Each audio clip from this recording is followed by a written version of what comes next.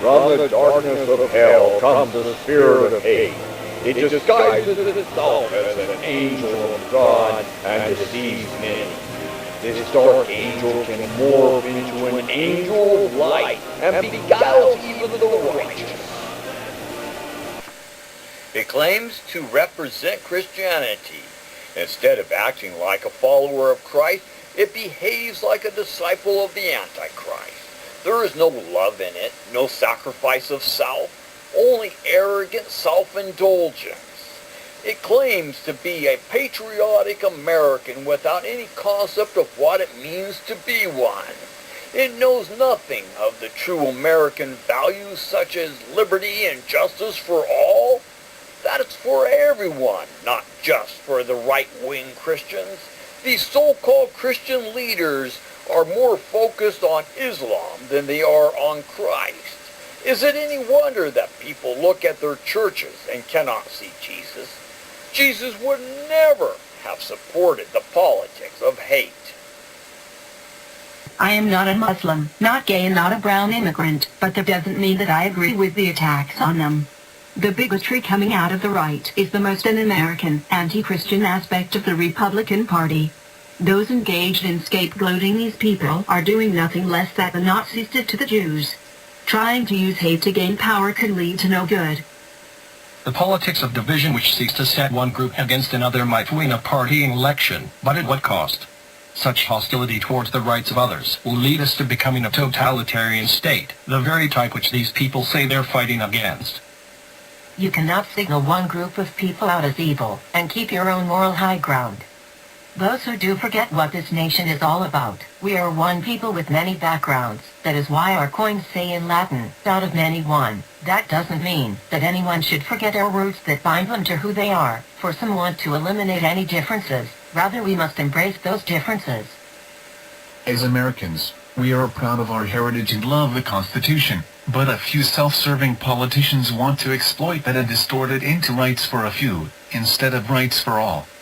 We must remember the motto that states, an injury to one is an injury to all. When we forget this, we do so at our own peril. We cannot signal out Muslims and deny them their First Amendment rights any more than we can cancel the Second Amendment and make guns illegal. The person who would deny anyone their constitutional rights is no American. It doesn't matter if those being targeted are little brown babies that some would deny citizenship to because of the color of their skin, or a gay person who is denied the same rights of any other American, or a Muslim. Such acts of intolerance violate the very nature of what it means to be an American. Some people don't realize how denying our American values can harm us. They don't realize how it changes and corrupts us. If the German people could have realized how the Nazis would change their democratic nation, they would have never followed Hitler. We have the benefit of their mistake to help us not go down the same road. Unfortunately, some will never learn from history and are only motivated by bigotry and hate. I don't see how anyone can call themselves a Christian and espouse such hatred. Many Christians don't know how Islam came to be. At a point in history, the church had become corrupted by the state, and those in leadership were more interested in power and in wealth than in saving the souls of mankind. It was about 100 years before the birth of Islam that seats of power were being sold by the church to the highest bidder. That meant that these people saw themselves as rulers rather than servants of the people. They wanted money, power, and weren't interested in ministering to the needs of the people. Rather, they wanted to subjugate the inhabitants of the land.